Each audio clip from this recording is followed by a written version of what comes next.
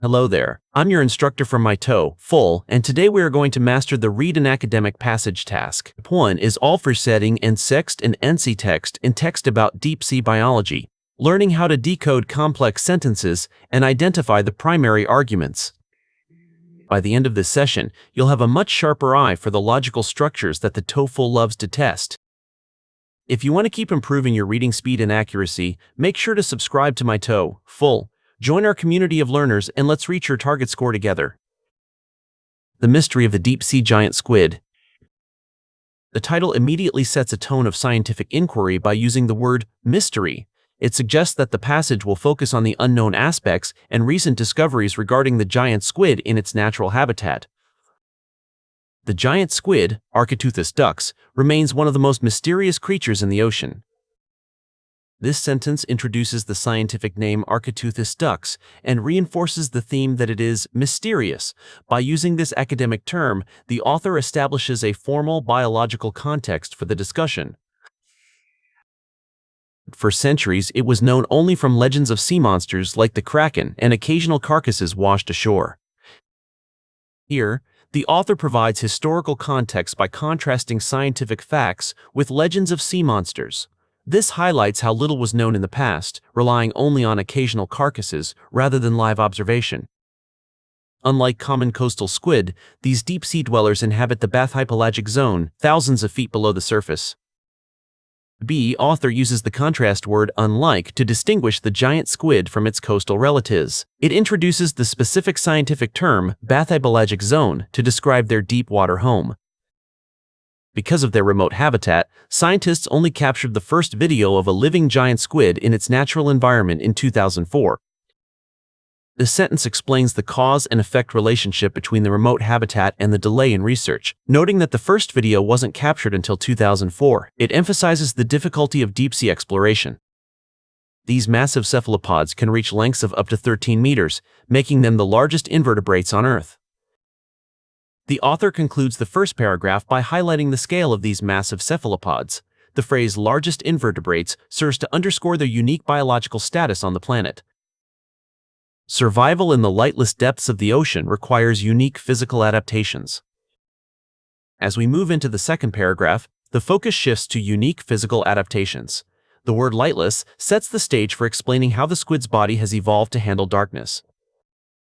The giant squid possesses the largest eyes in the animal kingdom, measuring up to 27 centimeters in diameter.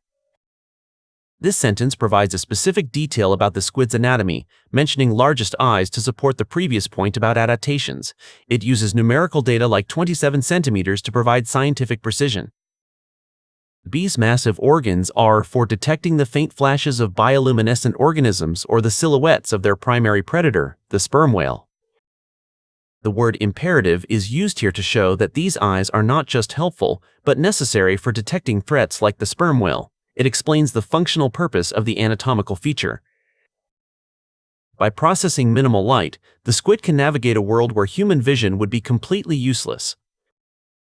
By processing minimal light, the squid gains a survival advantage. The author contrasts this with human vision, which would be useless in such an extreme environment. Additionally, their tentacles are equipped with serrated suction cups that allow them to grasp slippery prey with remarkable strength and precision. The transition additionally introduces another physical trait, serrated suction cups. This detail explains how the squid maintains strength and precision when capturing food. While the giant squid is often portrayed as a fearsome hunter, it also serves as a critical link in the deep-sea food web. Paragraph 3 transitions from physical traits to the squid's ecological roles. The phrase critical link indicates that the squid is a vital part of the broader food web.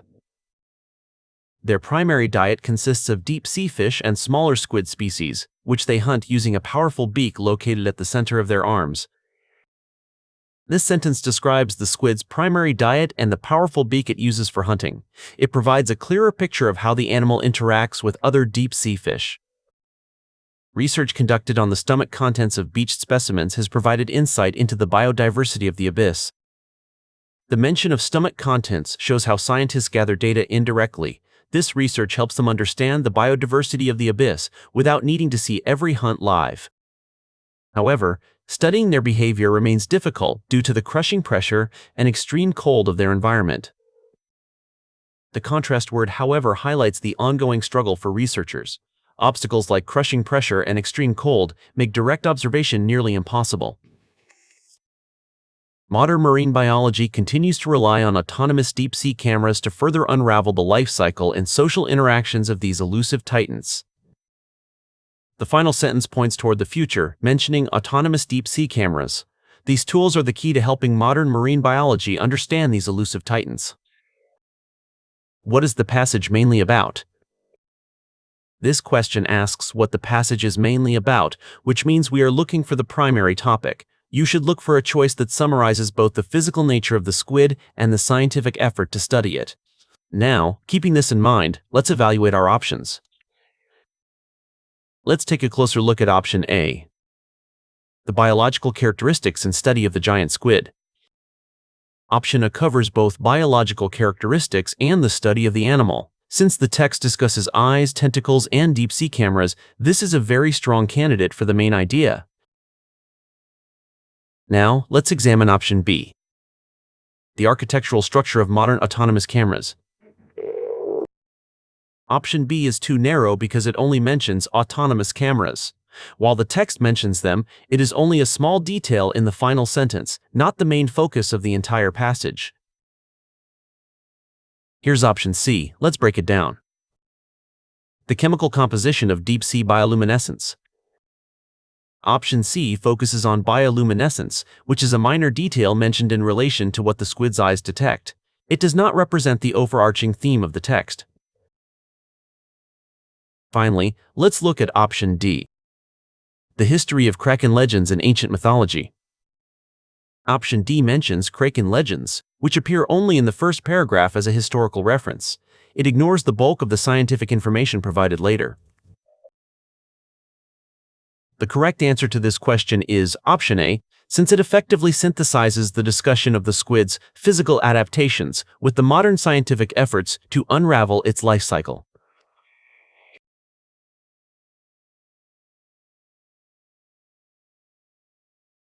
The word in paragraph 2 is closest in meaning to. This is a vocabulary in-context question for the word imperative. You need to look at how the word is used to describe the relationship between the squid's eyes and its survival. Now, keeping this in mind, let's evaluate our options. Let's take a closer look at option A, essential. Option A, essential, fits perfectly because the text explains that the squid's eyes are required for detecting predators in the dark. Without them, it could not survive. Now, let's examine option B, optional. Option B, optional, is the opposite of what the text implies. Since survival depends on these eyes, they are clearly not a choice or optional feature. Here's option C, let's break it down. Natural, natural. While the eyes are natural, this does not capture the sense of urgency or necessity conveyed by imperative. We need a word that means required. Finally, let's look at option D, dangerous. Dangerous. Option D, dangerous, describes the environment or the predator, but it does not correctly describe the function of the eyes themselves. Therefore, the correct answer is option A, because essential correctly identifies that the eyes are a vital requirement for the squid to navigate its environment.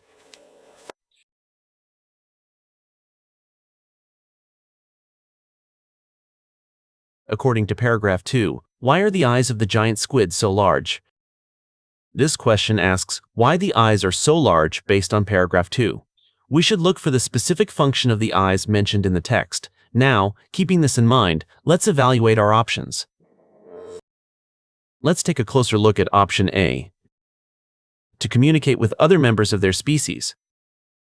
Option A suggests they are for communication, but the passage never mentions social interactions or using eyes to speak with other squids. Now, let's examine option B, to generate their own flashes of bright bioluminescence. Option B claims they generate bioluminescence. However, the text says the eyes detect flashes from other organisms, not that the eyes create the light themselves. Here's option C. Let's break it down. To detect predators and prey in extremely low light conditions.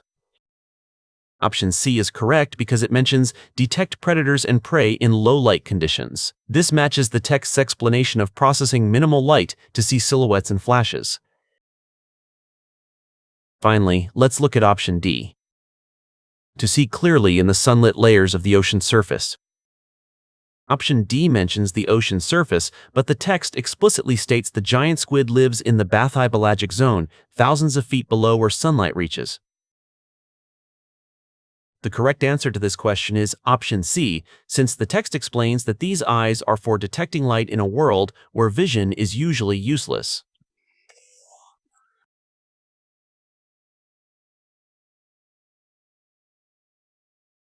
Paragraph 3 mentions all of the following as challenges to studying giant squid except. This is an except question. We need to find which challenge was not mentioned in paragraph 3. Scan the text for pressure, cold, and habitat to eliminate the correct facts. Now, keeping this in mind, let's evaluate our options.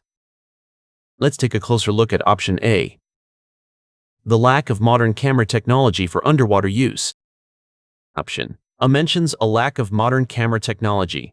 However, the text says researchers rely on autonomous deep-sea cameras, meaning the technology exists and is being used. Now, let's examine option B. The difficulty of accessing the squid's remote natural habitat. Option B mentions the remote natural habitat. This is mentioned in paragraph 1 and implied in paragraph 3 as a reason behavior is difficult to study. Here's option C. Let's break it down. The freezing temperatures of the deep sea environment. Option C, freezing temperatures, is directly supported by the phrase extreme cold in the text. Therefore, we can eliminate this option. Finally, let's look at option D. The extreme water pressure found in the bathypelagic zone. Option D, extreme water pressure, is directly supported by the phrase crushing pressure in paragraph 3. This means it is a mentioned challenge and should be eliminated. Therefore, the correct answer is option A because the text states that scientists rely on cameras, which contradicts the idea that there is a lack of such technology.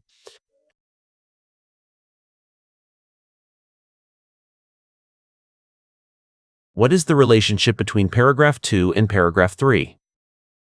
This question asks for the relationship between the two paragraphs. Look at the main topic of each. Paragraph 2 is about body parts, while paragraph 3 is about food and research. Now, keeping this in mind, let's evaluate our options.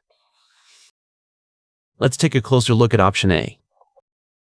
Paragraph 2 lists physical traits, while paragraph 3 discusses ecological roles and research. Option A correctly identifies that paragraph 2 lists physical traits like eyes and tentacles, while paragraph 3 moves to ecological roles and research methods. This accurately summarizes the structure. This, which Croction D. Now, let's examine option B. Paragraph 2 focuses on predators, while paragraph 3 focuses on the prey's defense. Option B is incorrect because paragraph 3 describes the squid as a hunter, not just focusing on prey's defense. It also doesn't focus solely on predators in paragraph 2. Here's option C. Let's break it down. Paragraph 3 provides evidence that contradicts the biological facts in paragraph 2. Option C claims paragraph 3 contradicts paragraph 2, but the two paragraphs actually work together to provide a complete picture of the squid. There is no disagreement between them. Finally, let's look at option D. Paragraph 2 describes a problem, and paragraph 3 offers a historical solution. Option D suggests a problem and a historical solution. While research is difficult, paragraph 3 focuses more on current ecological roles and modern tools rather than a historical fix. The correct answer to this question is option A, because it perfectly captures how the text moves from physical adaptations in the second paragraph to biodiversity and research in the third. Great work today. Always remember to look for structural transitions between paragraphs, as the TOEFL often tests how ideas are organized. Pay close attention to contrast words and specific technical details, as they usually hold the clues to the correct answer. Keep practicing these logical connections, and you'll see your reading score soar.